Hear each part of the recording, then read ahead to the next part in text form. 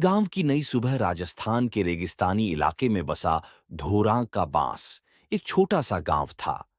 इस गांव की पहचान थी इसके रेतीले टीलों, खेजड़ी के पेड़ों और यहाँ के मेहनतकश लोग। गांव में पानी की कमी थी, लेकिन लोगों के दिल में उम्मीद की नमी कभी खत्म नहीं हुई। गांव के बुजुर्ग अक्सर एक कहानी सुनाते थे, कैसे कभी यह गांव पानी और हरियाली से भरा हुआ था। लेकिन समय के साथ पानी के स्रोत सूख गए और लोग शहरों की ओर पलायन करने लगे। गांव में सिर्फ बूढ़े, महिलाएं और बच्चे ही बचे थे।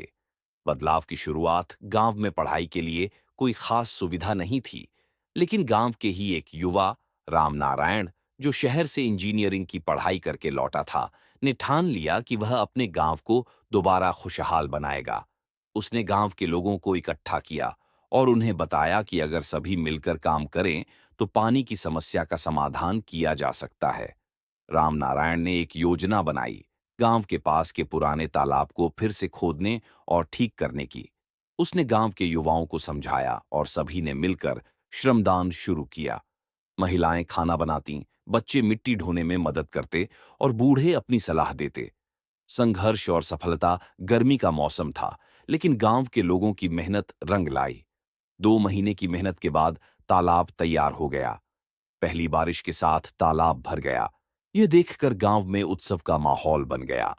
पानी आने से खेती शुरू हुई और गांव के लोग फिर से आत्मनिर्भर बनने लगे। रामनारायण ने इसके बाद गांव में एक स्कूल खोलने की योजना बनाई।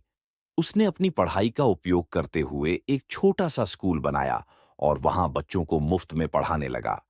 धीरे धीरे गांव के बच्चे पढ़ने लिखने लगे और कई ने शहर जाकर नौकरियां पाईं। गांव की नई पहचान, धौरां का बास, अब सिर्फ एक गांव नहीं था, यह एक प्रेरणा बन चुका था। राजस्थान के अन्य गांवों के लोग यहां आकर सीखने लगे कि कैसे मिलकर बदलाव लाया जा सकता है। रामनारायण के प्रयासों से गांव में न केवल पानी और हरियाली लौटी, बल्कि शिक्षा और विकास का भी नया युग शुरू हुआ। इस कहानी ने यह सिखाया कि एक व्यक्ति का सपना और एक गांव की मेहनत मिलकर बड़े बदलाव ला सकते हैं। धोरां का बांस आज भी अपनी कहानियों और उपलब्धियों के लिए जाना जाता है और यह साबित करता है कि अगर इरादे मजबूत हों तो कोई भी समस्या बड़ी नहीं होती।